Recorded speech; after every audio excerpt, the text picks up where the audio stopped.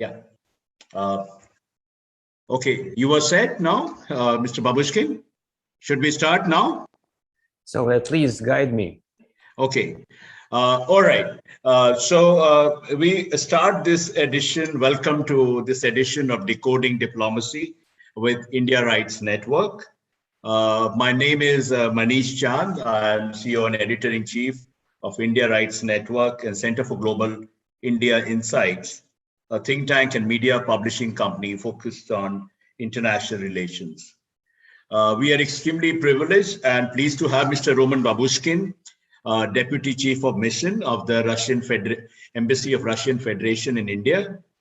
Mr. Babushkin is better known as the suave television face of the Russian Embassy in India. Any day you'll find him, speaking at multiple platforms, projecting Russian interest in the country and across the region. Today, in this edition, we are going to be talking about the ramifications of the ongoing Ukraine crisis on India-Russia relationship, which has been described variously as time-tested, all-weather, privileged, and special above all. But the events of the last few days have upended the world order, as it were. It has also put, a lot of partner countries under stress because of the sheer enormity of the scale of the situation. We don't know what we are up against really right now. So, Mr. Babushkin, without much further ado, let me ask you about your assessment of what's on right now, 8 days into the crisis. How do you look at, and today we are talking at a time when the threat of a nuclear war or a nuclear accident looms large as well. How do you look at the current situation? Thank you very much, dear Mr. Chand. I appreciate your interest, and I'm very grateful for the invitation. It's always a pleasure to be with you. So we are friends, so that's why we will have some, not just an interview, but a friendly dialogue and discussion. So that makes me, and I'm sure the audience, very comfortable with that. So let me share with you very candidly. So first of all, let me start with a very important thing that what's going on around all this situation 8 years and before, and much before, that we are in the atmosphere of the global fake news right now. The President Putin described the current situation as the exposure of the empire of lies. And actually, he was referring to the American politicians who were using this term when describing their own domestic politics. And now, actually, they are expanded this empire of lies all over the world. And now we can see that all the Western media are overwhelmed with the fake news and without any attempt to really have a balanced and objective situation. So in this regard, of course, we would invite you and other colleagues in India who would like to have a more balanced picture to not to rely on that fake news and pay more attention to the official positions which are clearly and very professionally presented by the relevant officials, including the Russian president, including foreign minister, including our foreign defense ministry sources.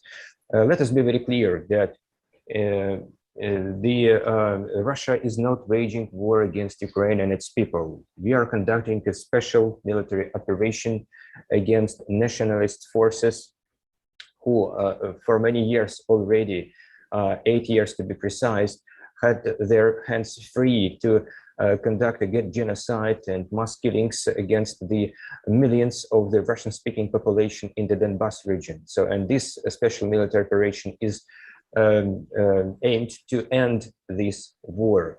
Throughout all these years, when especially West supported the anti-constitutional coup in Ukraine and brought to power those people who are openly supporting nationalist forces and neo-Nazis, because this particular aspect, neo-Nazism, is a very efficient tool to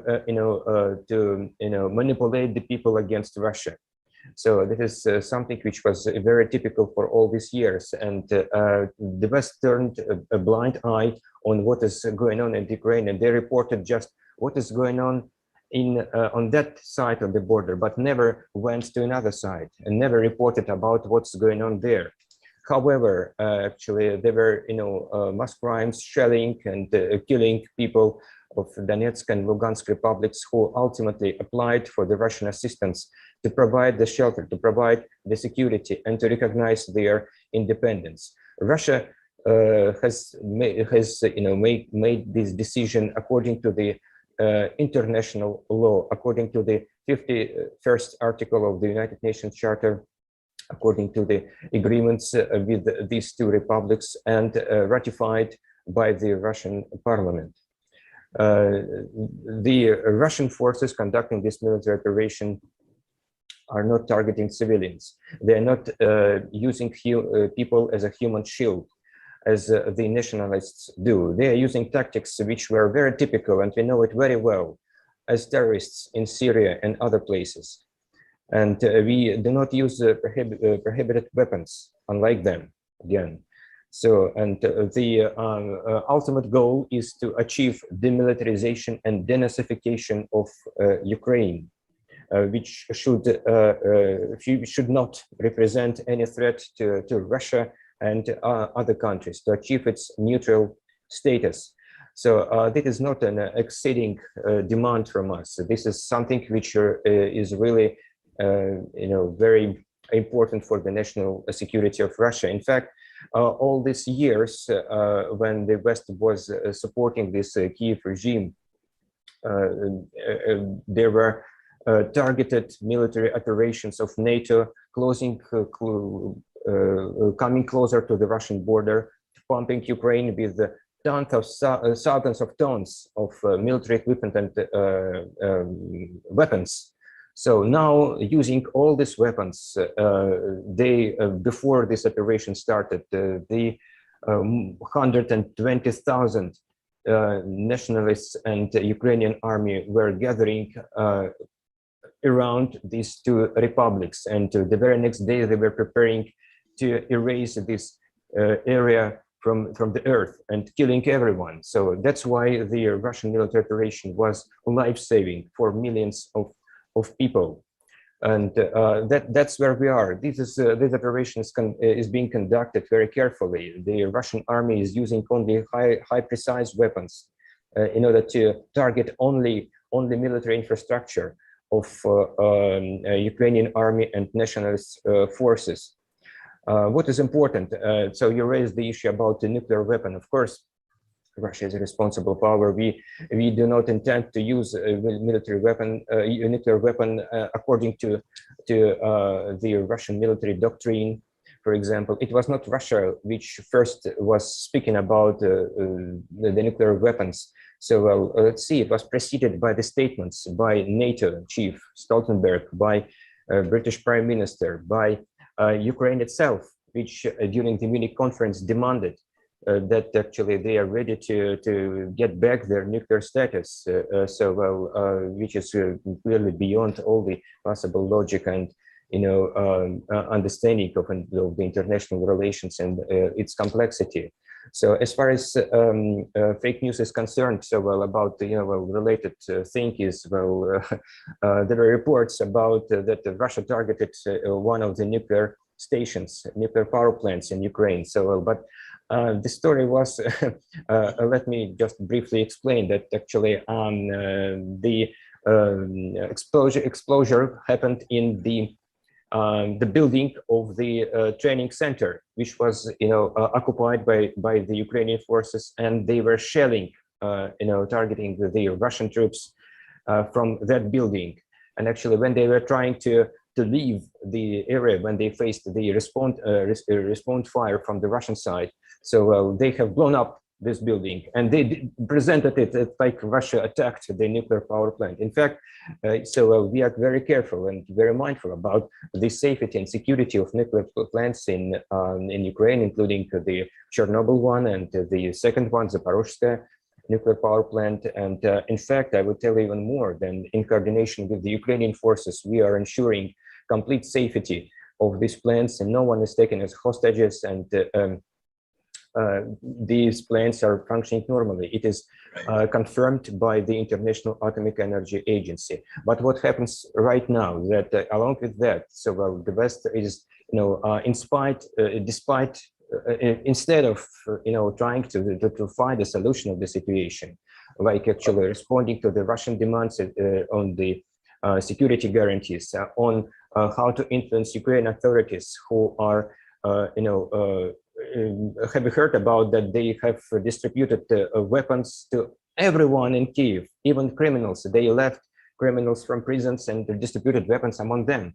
So there is a situation of a chaos that they're creating intentionally. And let's not forget that there is a foreign legion which is being also established in Ukraine in order to fight along with those nationalists which are sharing Nazi forces. And now they are pretending to become in a European Union, and claiming that they have the same values. But I'm not sure that if the European Union has the same values as this Nazi regime. And right now we are, along with that, we're conducting negotiations with the Ukrainian authorities.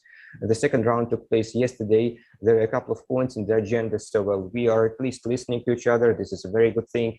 So one of the points is humanitarian corridors, which we should jointly ensure for the civilians to leave the places of where the fire going on. So I'm very much committed to support these endeavors, especially when it comes to the Indian students. We are maintaining constant cooperation and coordination between the two sides and the leaders level, Minister of Defense level of national security advisors, and the Minister of External Affairs.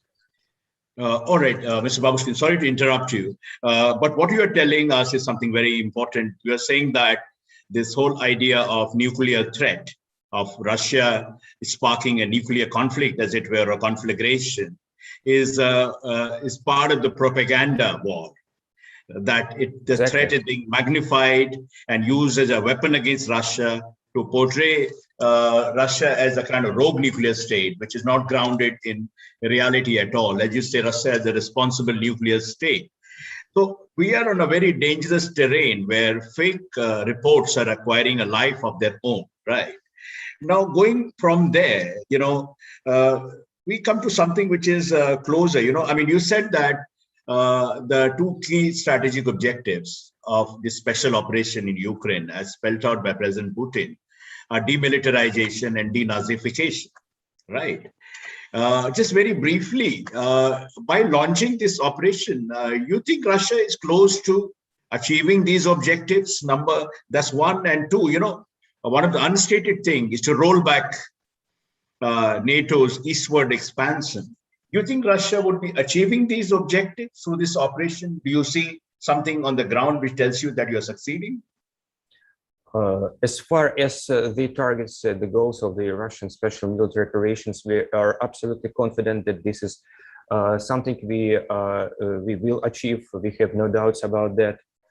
And as far as the NATO expansion is concerned, basically speaking, if we take the issue of the European security seriously, there is no other way in order to stop aggressive NATO military activities, because what they are doing, they are not only just moving troops closer to the Russian border, they are deploying nuclear weapons in non-nuclear states, which is a very serious violation of the international law.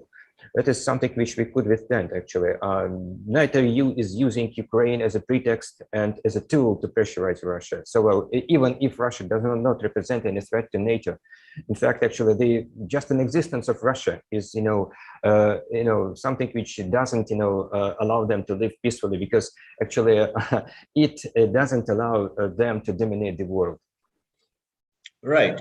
Okay. So now, of course, the situation is still unfolding.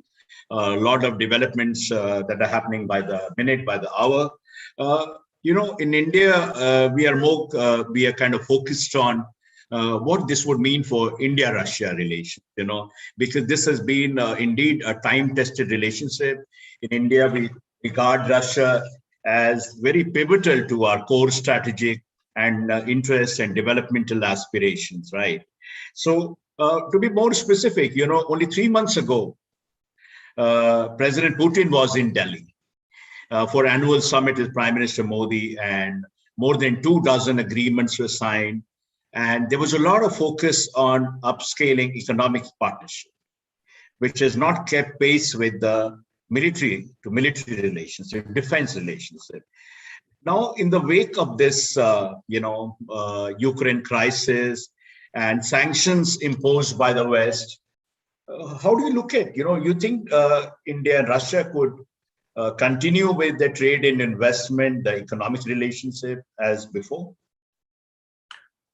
This is a very important topic, because actually this is something which is in mind of every one of us and about the future of our relations. So, but just responding shortly, very in a short term, so to you, very confident about the future of our ties. So, but importantly, you mentioned the visit of the Russian president here to Delhi. It was his, first bilateral visit during the pandemic that,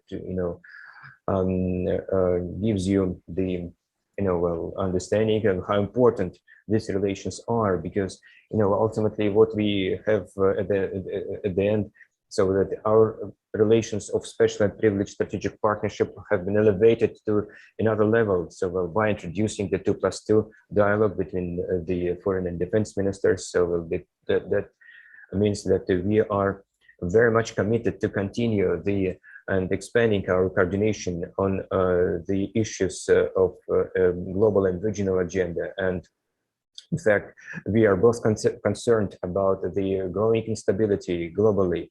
So when there are some aggressive behavior is taking place in many parts of the world, including the Indian and Pacific Oceans, including European theater, as we know. So, and that was something which, demonstrated how we are confident regarding the importance of the Russian-Indian partnership, which has become the factor of the global and regional stability. We are very committed to proceed this way, and certainly it was dedicated to the bilateral agenda, which has made a quite an important impetus to all the directions of our partnerships. It's not quite right. So we speak not only on defense, on nuclear power, on space, and cooperation against COVID-19, which is unparalleled, in fact. So no one else can replace Russia here. So it's not just because actually we are so greedy, but so this is something which we inherited from years before, and we are very much committed to go ahead with this extraordinary level of partnership. Certainly, we had a lot of things in mind when it comes to interregional cooperation, about the Indian growing presence in the Russian Far East, in the Arctic, in our connectivities both ways, in North-South corridor in Vladivostok, Chennai. So all these plans are there. So and growing level of energy cooperation, not only in terms of supplies, however, supplies very much on the agenda, long-term supplies. We are moving to the arrangements in this regard. So about the investments in this area, about the petrochemical cooperation, about many other things are there. So we can speak a lot about this areas of partnership which we know very well. However, if we come back to the issue of sanctions and how they would influence our cooperation, this is a matter of concern, of course. But we are not afraid. So we are confident that the situation would normalize sooner or later. So we should be patient. We should be calm and professional and understanding of what's going on. There should not be any panic. And sanctions are varying from their, scale, from their, coverage, etc. So, for example, if a bank is under sanctions, so we should look into details in what particular areas. So, sometimes actually it doesn't mean that it would interrupt our partnership. So, and we are ready. We are very much willing.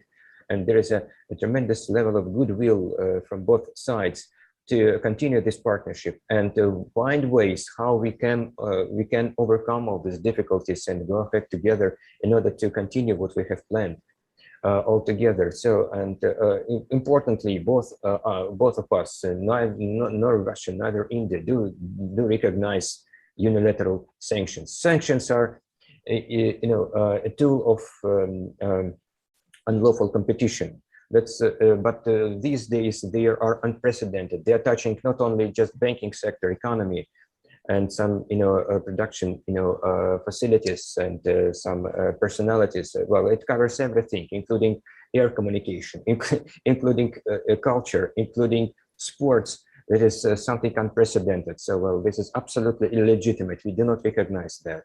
So, and again, instead of finding a solution, so the West is, cowardly, trying to sanction Russia because actually, because of that reason, they don't need Russia. So, and we have no doubt that sitting together on the same table with India, we will work out further mechanisms of how can we go ahead. All right. Yes. So you are quite optimistic that this is a short-term pain, short-term disruption, but we eventually will tide over this. I wonder if you have some specific details to share on the progress of, say, the Chennai-Vladivostok corridor, which is promises to be a kind of a game changer, or on India's investment in the Far East. Concrete indications which suggest that the India-Russia economic ties are well on course. Mm-hmm. Yeah. When it comes to the Chennai-Vladivostok Maritime Sea Route, it's not the only project we are implementing right now. However, it is being implemented gradually, step by step. Now we have the feasibility study ready in order to proceed further in terms of the practical implementation of this corridor, certainly. So, and then when it comes to the Far Eastern dimension, we have really broad agenda. So, and then we had the very important visits during the recent half year, starting with the visit of Hardeep Singh Puri, Honorable Minister of Petroleum and Natural Gas, to Vladivostok in September to attend the next round of the Eastern Economic Forum. Then during October, we have the Indian Minister of Steel visiting Russia. So the talks are going on with regard to the Indian investment cooperation in the Vostok oil cluster, which is a huge oil and natural gas field in the Arctic offshore area in the northern part of Siberia, coming to the Arctic area. So, and we invite our Indian partners to join the project of the Northern Sea Corridor, Northern Sea Route, which would another logistic arrangement, which would considerably reduce costs in transportation from the Pacific to the Atlantic. A lot of projects are there, not only energy one, but in the area of energy, but also in terms of physical infrastructure, creating some port infrastructure, etc. So we know that there is a interest from the Indian side expressed in this regard. And again, when it comes to the Far Eastern dimension, this is a diamond area. There is a timber area. There are some scientific cooperation, since there are very promising projects there in the Far Eastern University. Based on that, it is a huge scientific center, and we know that the contacts are going on in terms of how to expand our partnership further in this regard. So, but it's not limited to that as well. So there are many other areas which are in mind concurrently. So we have to look into particulars, which is concrete things which are happening in terms of sanctions, what particular areas, in what way, and what the banking mechanisms. I'm quite sure that we will be having the detailed conversation in this regard between the relevant officials in banking sector, in the economic sector, in energy sector, in the defense sector, so that we could find ways how we go ahead further. So there would be difficult times, but at the same time, nothing is impossible is nothing for us. So we are not less committed to extend our partnership with India. Right. Mr. Babushkin, just, of course, one of the things that bothers now, and we just triggered a lot of speculation, what happens to S-400 deal? You think the supplies are on course? You think this will happen without interruption? Also, very briefly, experts say that India is going to come under greater pressure now from the United States, that India may also be, subjected to sanctions. In view of all these uncertainties, how do you see the S4 deal going forward? Well, as per our information, which is available with us, so the deal is going to be implemented timely according to the agreements we have reached. So we are, quite responsibly perceiving this, situation. We know about this pressure, and we must say that we highly appreciate the Indian approach towards solve the situation, very calm and professional, having deep understanding of the genesis of the Ukrainian crisis and the negative dynamics of the Russian-Western relations. And we can just highly appreciate the ability of India to withstand this pressure. And clearly, the quite recent example of today's night, when the Quad extraordinary summit took place, and we are quite sure that just only because of India, this quadrilateral mechanism remained, focused on in the Pacific agenda, not spreading it all over the world, of course. So that clearly demonstrates that we can be very much confident in our Indian partners, and we are very, very proud of them.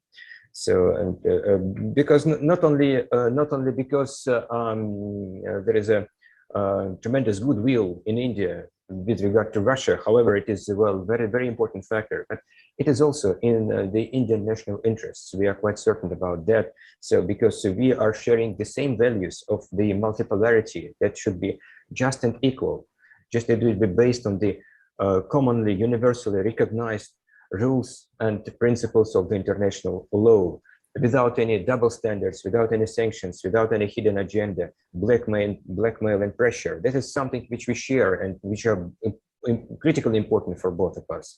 Otherwise, if we step back again, so that would mean that actually the attempts to manipulate the world would also cover us more and more. So, but we should resist. We are, quite confident in our stand and in the stand of India.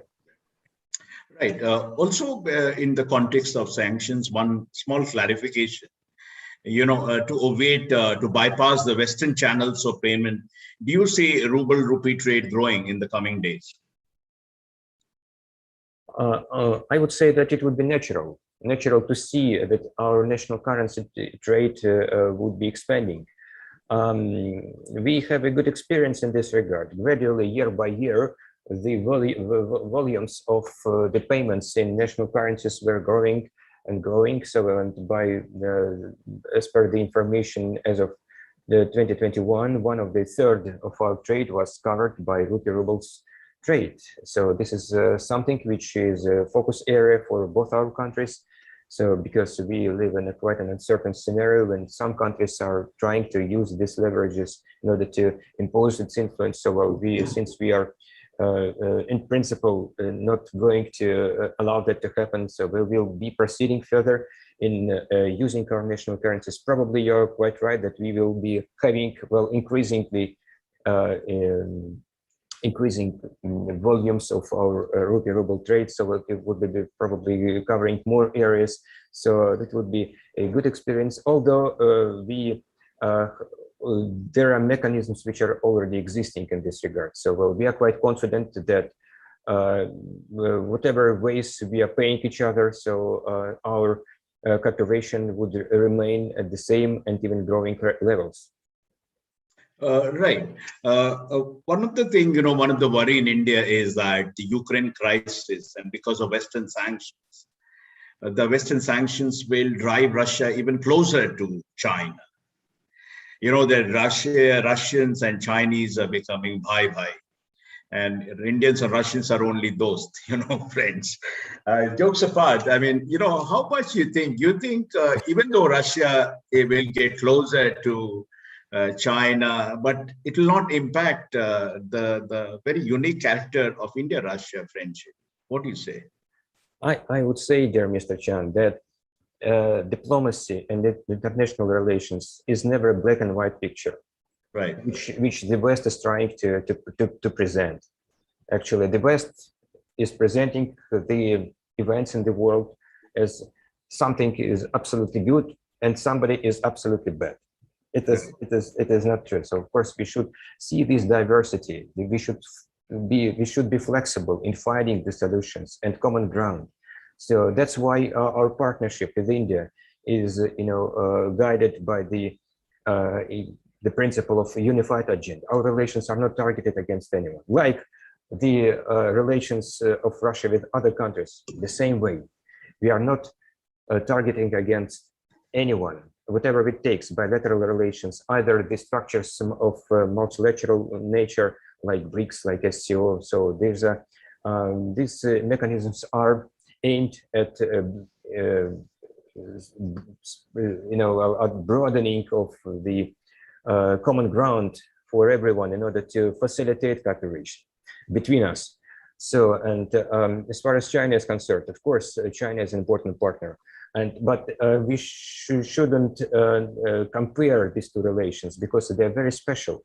For example, if we take some areas of cooperation with India that are much more advanced as compared to Chinese ones, including in defense area. So that is something which we can be very proud of.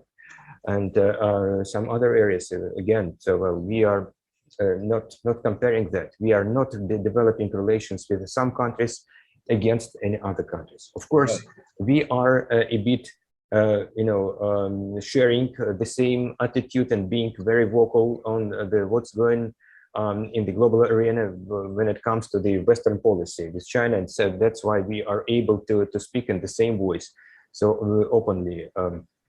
But it doesn't mean that coming to the closer cooperation with China in some particular areas would somehow undermine the relations of Russia with any other countries. We know the specificity of the problems you have with China, with your border area, and Russia remains the sincere well-wisher of India and sincere well-wisher of the way the both countries, India and China, could find an amicable solution for the border crisis. We do not interfere, we don't take sides, but we are ready to provide convenient and acceptable platforms for expanding a dialogue. We'll have a look, BRICS, SCO, etc. So, well, can you remember how much times the Chinese and Indian foreign ministers were meeting? So they were meeting a couple of times at the platform of Shanghai Cooperation Organization. So they find this platform as a useful and very practical in terms of expanding the partnership and trying to find some ways to find solutions, or at least to make them closer. So, and again, that is the same very reason why we started talking about the RIC summit, Russia-India-China summit, after Vladimir Putin came here in December. That is something which is very efficient, and we would really be very supportive of this idea to be materialized. I don't know when it will be happening, but at the same time, we believe that this platform is very promising because it's not only just a discussion talking and about the sharing of our approaches on some particular areas, regionally, globally, etc. So we're also thinking about practical cooperation. When it starts, I think that RIC mechanism would complement to the efforts we are doing already.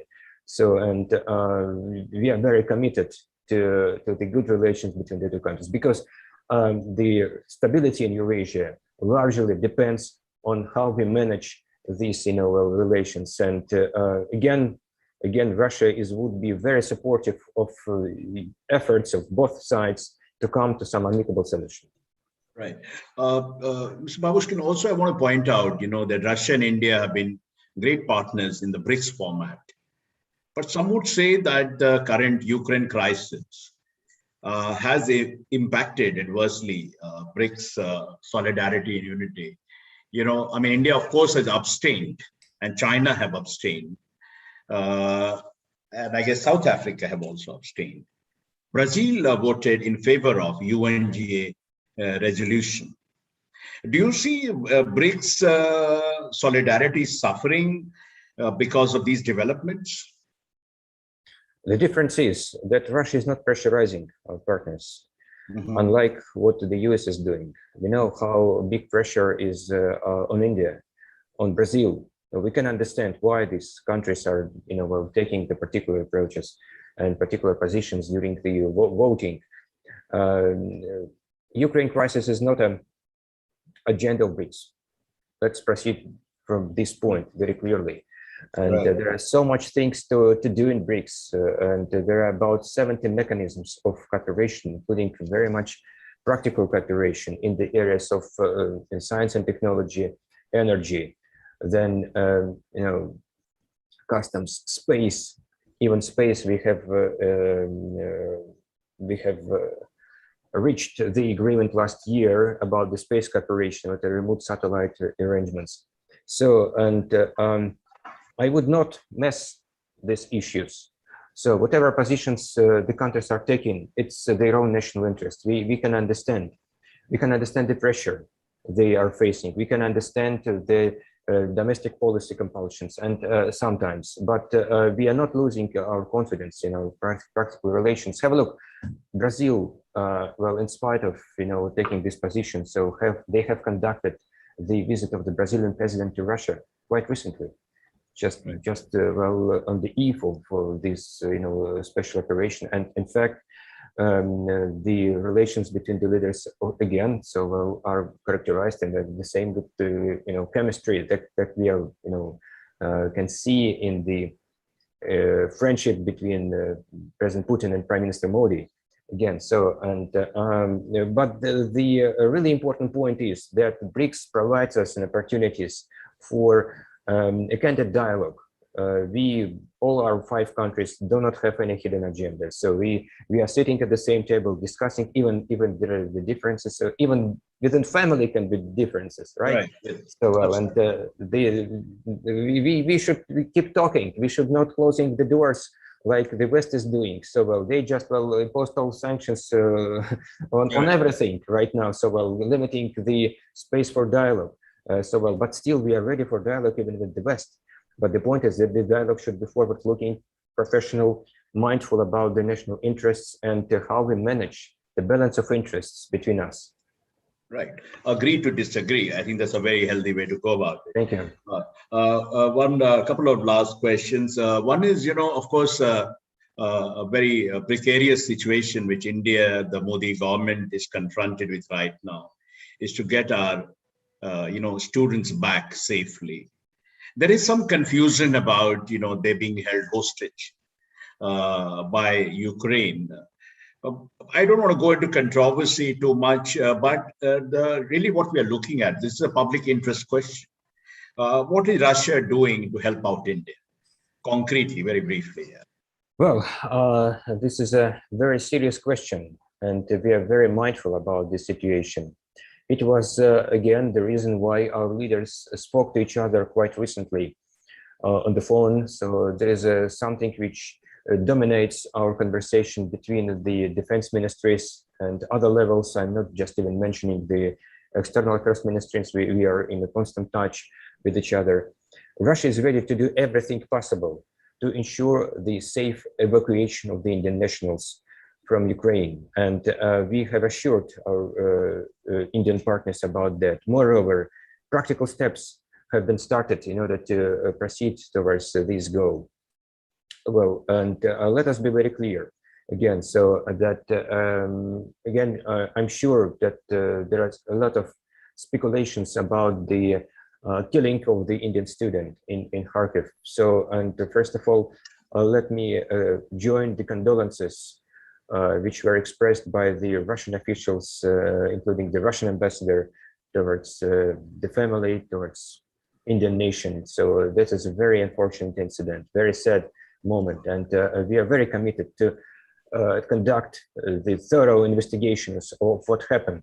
There are a lot of versions of why it happened.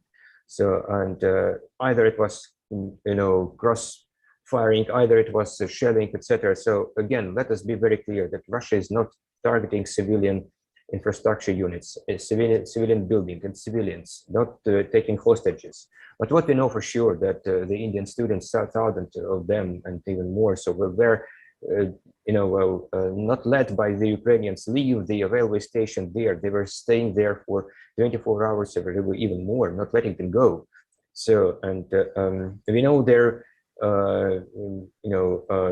ability and practice to use hostages and people at the human shield, that their terrorist tactics, which is there.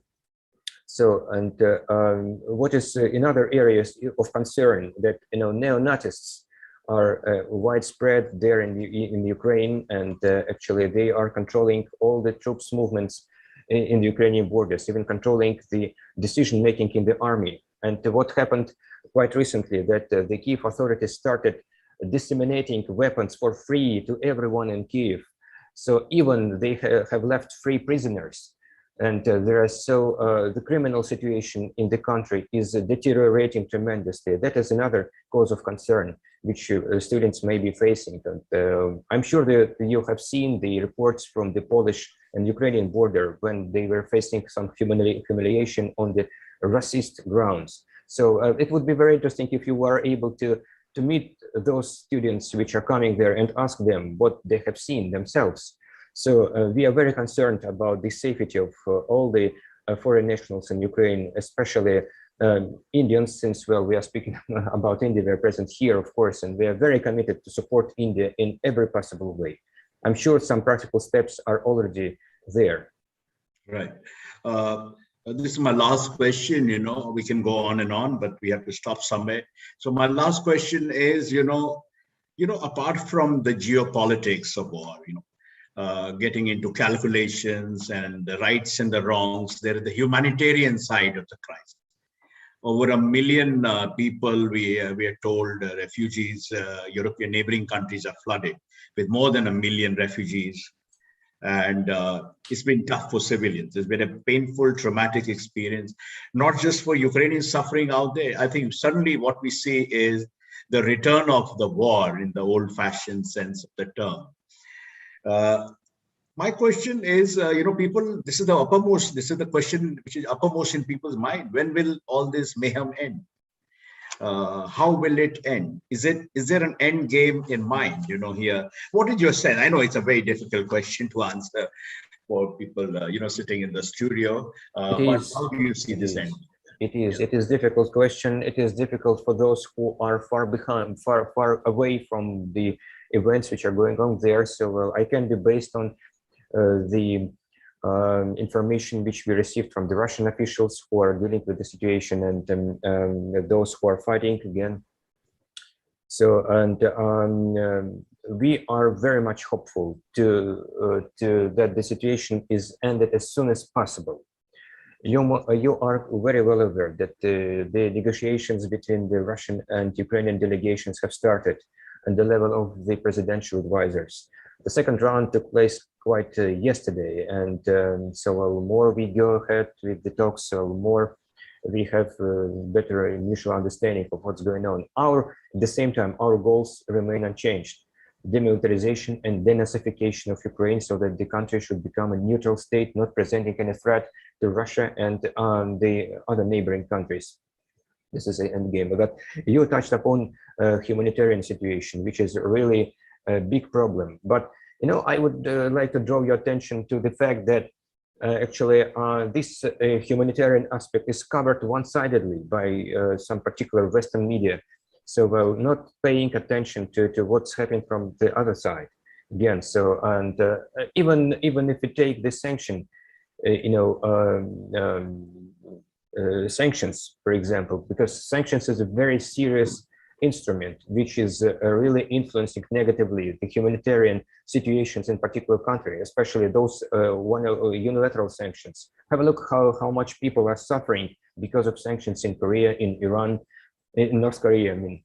So, and actually they present the picture just for one side. Actually, they are blaming Russia for civilian killings, but it's not the case absolutely. So, well, but they don't represent the picture from the other side again. So, well, they were calm and not so much emotional, which it happened to 100,000 of civilians which were killed under the American strikes in Syria, Libya, Iraq, and other countries again. So, and this humanitarian aspect is something which should be the top priority for everyone to think before something bad happens. Right. The very last question, which is, what are Russia's expectations from India in the context of the ongoing crisis? As a friend, as a partner, what are Russia's expectations? Well, to some extent, we already touched upon this, aspect. And once again, let me reiterate that we are highly appreciating the position India is taking with regard to this crisis. We can see a very deep understanding of what happens in Ukraine and what happened before that, what was the real cause of this crisis, because it happened not just 8 days ago, it happened 8 years ago, in fact. And our Indian partners in the various organizations and agencies do share our understanding and understand very well why we have taken this decision, of course, and we are very grateful for this for this approach. However, it is not just because it happens right now. This type of partnership, this type of dialogue is very typical of our partnership. We are very open for the dialogue each and every time. We have unprecedented level of mutual understanding. And the position India has taken in the Security Council, in General Assembly, in other platforms, is representing the status of India as a global and responsible power. So, and we have no doubts that the position would remain unchanged, because it is representing the Indian national interests. Because actually, if we give in, so the conditions would become much worse. We should stand what we believe in. We should stand for our values. We should stand for the ideas of true, just and equal multipolarity. This is just the only way how we can maintain the equal dialogue between the states, taking into account interests of all countries. And going forward, keeping in mind that there should not be any dictate and manipulation of the world. Thank you, Mr. Babushkin, for your excellent articulation of views on a range of subjects. And what we are seeing is an information warfare of sorts. So clarifications and different sides of the story need to be presented objectively. So thanks so much. And the interview will also be published, beside being broadcast on a YouTube network, will also be published on the portal indiarights.org, India Rights Network, and eventually in the magazine India and the World magazine. Thanks again for your time. Thank you. Pleasure. Take care. Thanks.